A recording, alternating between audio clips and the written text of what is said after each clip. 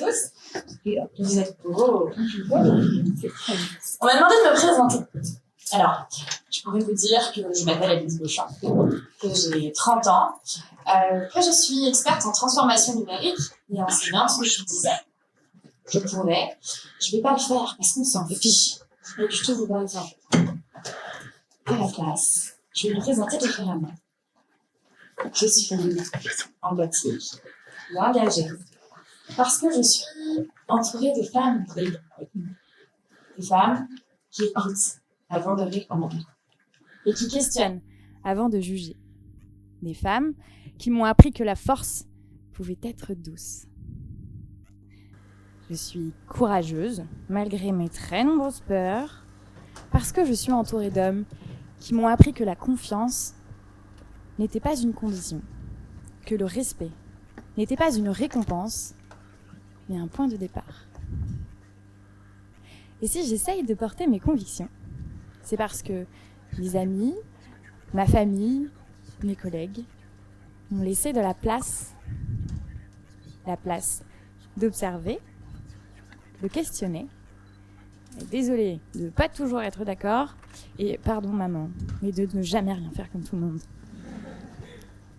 Personne ne m'a jamais dit « je vais t'apprendre à devenir comme cela ».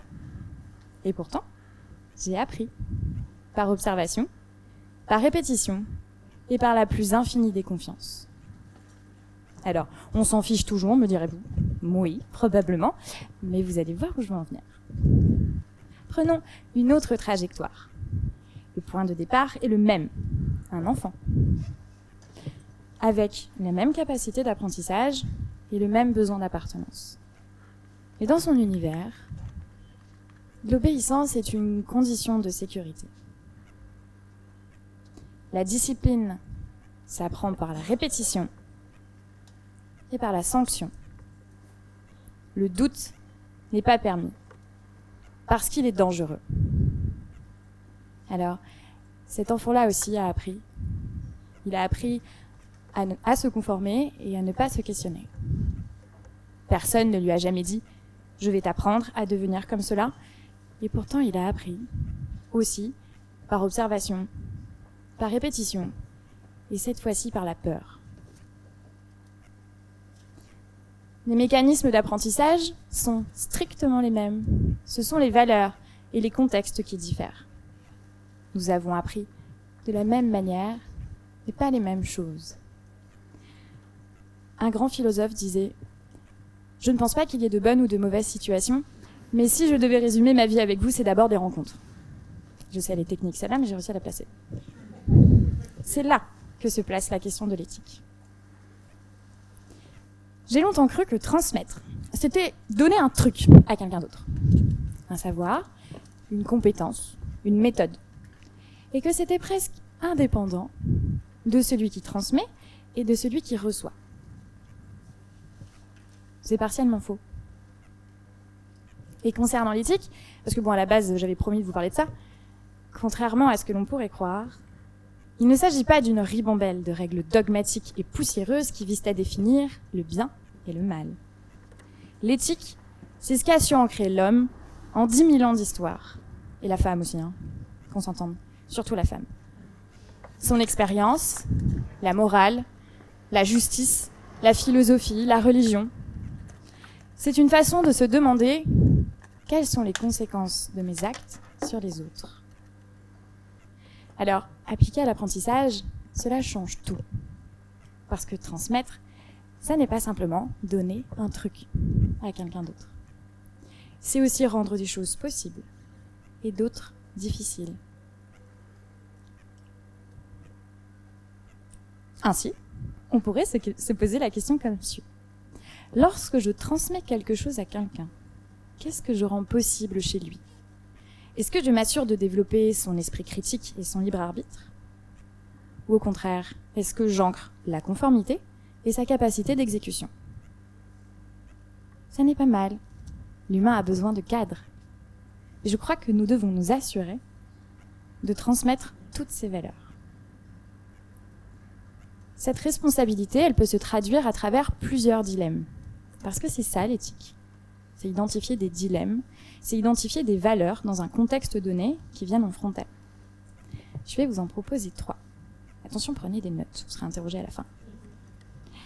Le premier vient opposer la notion de performance et d'esprit critique.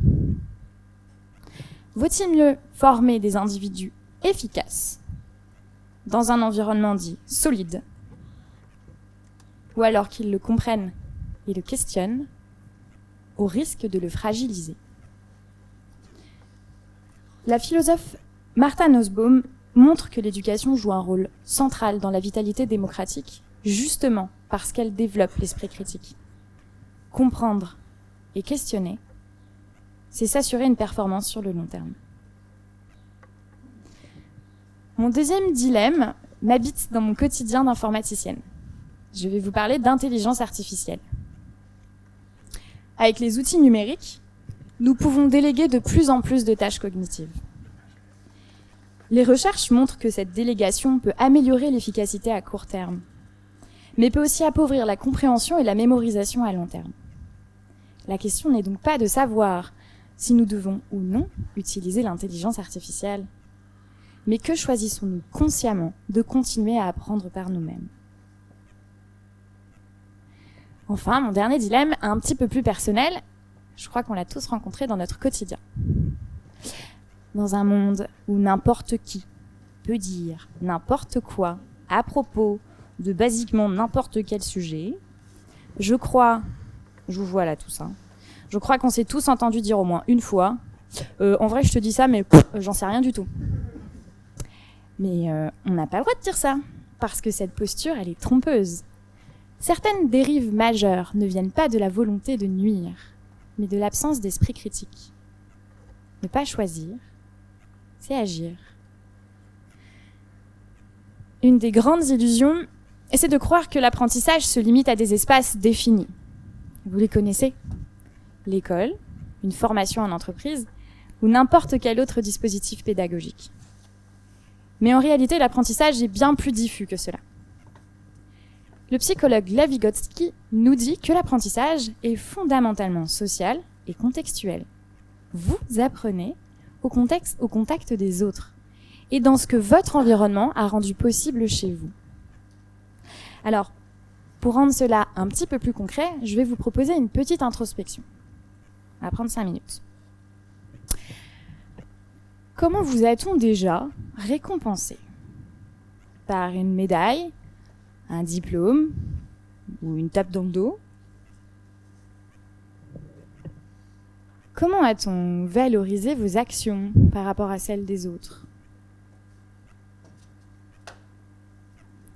Qu'est-ce que vos proches tolèrent explicitement chez vous? Les miens tolèrent un paquet de trucs. Et ils sont quand même là en plus. Au hasard, qu'est-ce que vos enseignants ou managers ont sanctionné? Et plus intimement, qu'est-ce que vos parents ont invisibilisé? Maintenant que j'ai plombé l'ambiance, je pense qu'on pourra tous admettre que tout environnement est un environnement d'apprentissage. Une famille, un groupe d'amis, une entreprise, tous produisent de l'apprentissage, qu'ils le veuillent ou non. Si une société ne valorise que la performance, alors elle apprendra à ses collaborateurs qu'il n'y a que la performance qui compte. Si dans un couple, les émotions ne sont pas écoutées, l'un pourrait se taire. Dans une relation parent-enfant, si toutes les réponses sont toujours données sans aucune discussion, alors l'enfant pourrait croire que penser par soi-même, ça n'est pas si utile finalement.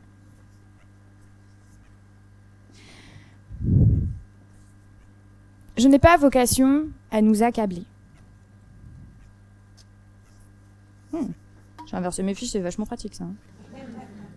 Face à cela, il ne s'agit pas de tout révolutionner. Je n'ai pas vocation à nous accabler, mais j'attire votre attention vers une certaine forme de vigilance.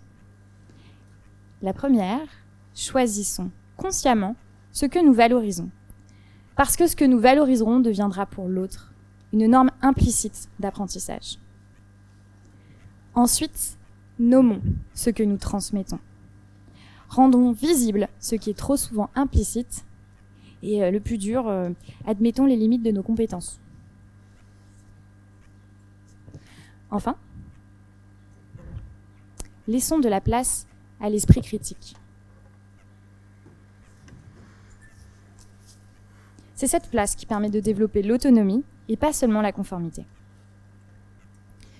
Pour conclure, promis, c'est bientôt fini, l'éthique de l'apprentissage n'est pas une discipline supplémentaire. C'est une dimension invisible de tout ce que nous faisons déjà.